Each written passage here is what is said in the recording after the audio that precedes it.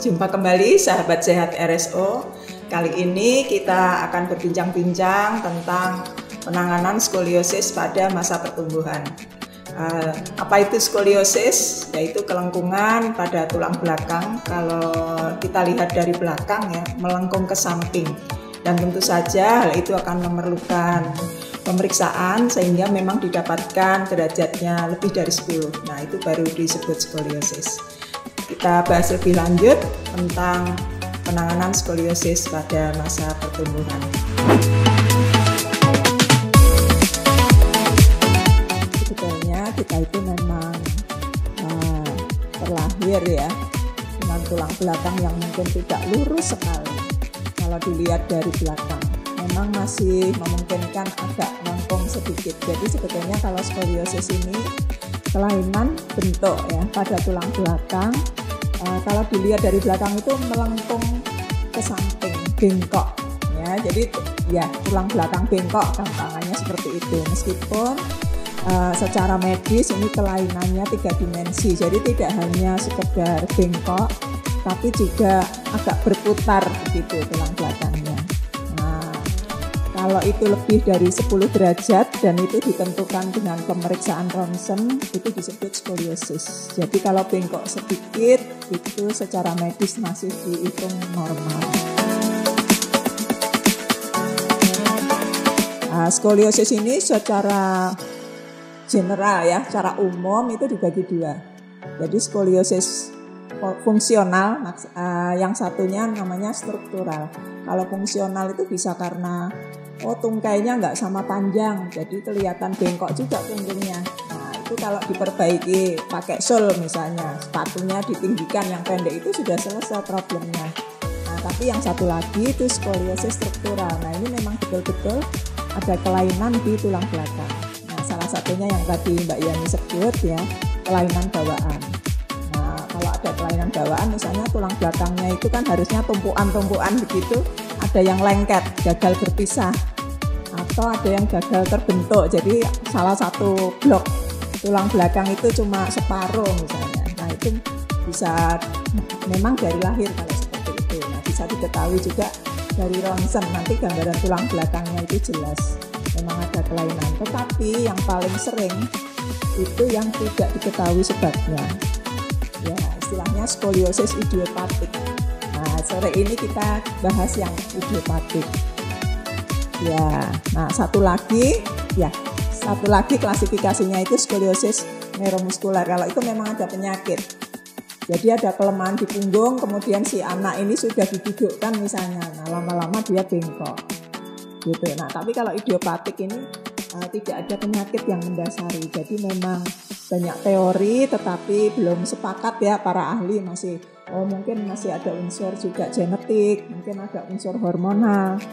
Nah, tapi ini secara umum sudah disepakati namanya idiopatik, tidak diketahui sebabnya. Nah, ini dibagi lagi. Kalau munculnya pada masa bayi sampai umur 3 tahun namanya infantil. Itu pada ruwet ya.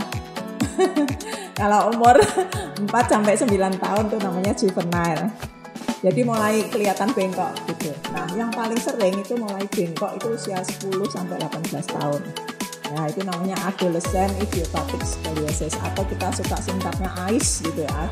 Adolescent idiopathic scoliosis. Nah, itu yang paling besar ya.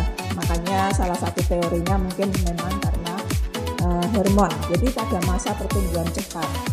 Kita sering sekali dapat pasien lulus SD atau bahkan masih SD ya, umur 10 tahun itu, atau usia SMP di mana anak-anak itu sedang mengalami pertumbuhan cepat.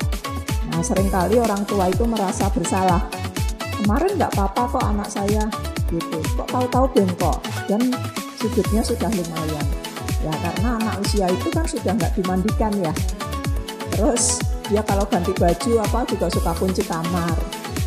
Jadi biasanya ketahuannya nggak sengaja. Lagi masuk angin dikeroi atau lagi bungkuk loh kok kelihatan ada punuknya, karena sebetulnya screeningnya sangat mudah. Gitu. Jadi anaknya membungkuk, nanti kalau diintip dari belakang itu kelihatan menonjol. Begitu.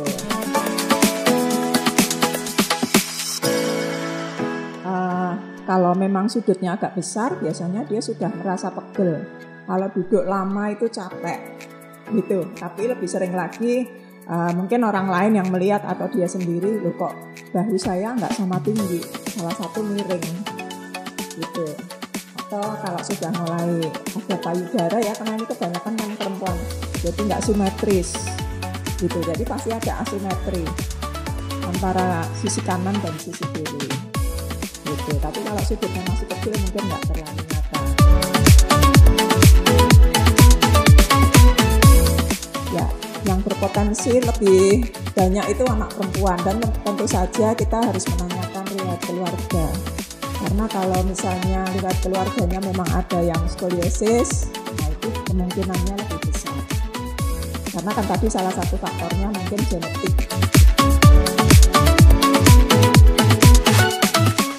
Yang selalu menjadi pertanyaan ibu terutama ya, apakah dulu saya salah gendong gitu, apakah dulu karena nggak digedong kenceng. Nah, untuk yang idiopatik ini enggak ya, jadi memang murni itu karena ada kelainan struktural ya dari tulang belakang, jadi bukan karena kesalahan-kesalahan tadi. Kalau ada kesalahan postur istilahnya, termasuk ketakutan orang tua akan anaknya bawa tas berat ya, atau cara duduk di meja yang keliru waktu sekolah. Nah, kalau itu lebih ke skoliosis yang tadi, yang fungsional. Jadi karena problem postur aja, kalau itu masih bisa diperbaiki. Kalau masih bayi, ada banyak yang terus membaik, begitu. Nah, ini kalau memang diketahui skoliosis atau ada kecurigaan, ya mohon segera diperiksakan supaya kita bisa lihat derajatnya berapa. Ya, sekali lagi kalau ya sudutnya kecil mungkin agak susah ya. Tapi kalau sudah mulai 20-an itu sudah kelihatan. Nah, itu tergantung dari letak kurva istilahnya. Puncak bengkoknya itu di mana. Kalau di punggung atas tadi mesti tulang berikatnya itu agak nonjol. Ya, terus kalau gendut misalnya, bayinya gendut. Nah, kalau gemuk itu kan di punggung mesti ada lipatan-lipatan lemak ya. Gelambirnya itu nggak simetris. Satunya gelambirnya agak ke atas, satunya agak ke bawah. Nah, kalau nggak simetris itu salah satu kecurigaannya adalah skoliosis.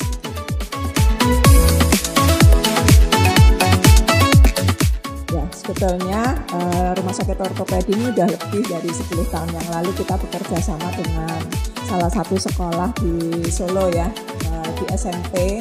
Jadi semua murid barunya waktu SMP kelas 1 itu kita lakukan edukasi bagaimana memeriksa skoliosis. Nah, jadi mereka bisa saling memeriksa antar teman atau di rumah nanti bisa memeriksa. Sebetulnya sangat simpel. Anak diminta untuk berdiri di depan kita. Jadi misalnya orang tuanya duduk di kursi, anaknya berdiri di depan orang tua, kemudian diminta membungkuk. Seperti rukuk itu, 90 derajat. Nah, nanti orang tua mengintip punggungnya rata atau tidak. Ya, jadi kalau punggungnya rata, kemungkinan nggak ada skoliosis.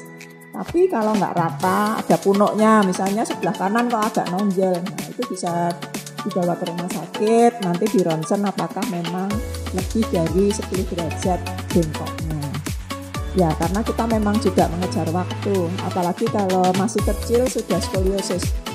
Nanti waktu masa pubertas itu akan cepat sekali bertambah bengkoknya.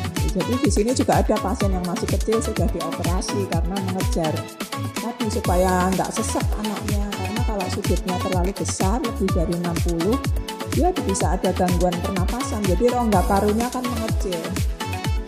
Nah, karena tadi sudah saya jelaskan kelainannya tidak sekedar bengkok tapi 3 dimensi, jadi rongga parunya seolah kecil. Ya, jadi kalau naik tangga ngos-ngosan, jalan capek, kalau agak jauh, kemudian duduk di sekolah, lagi ngikutin pelajaran dari jam 9 udah payah, minta pulang. Ada yang seperti itu.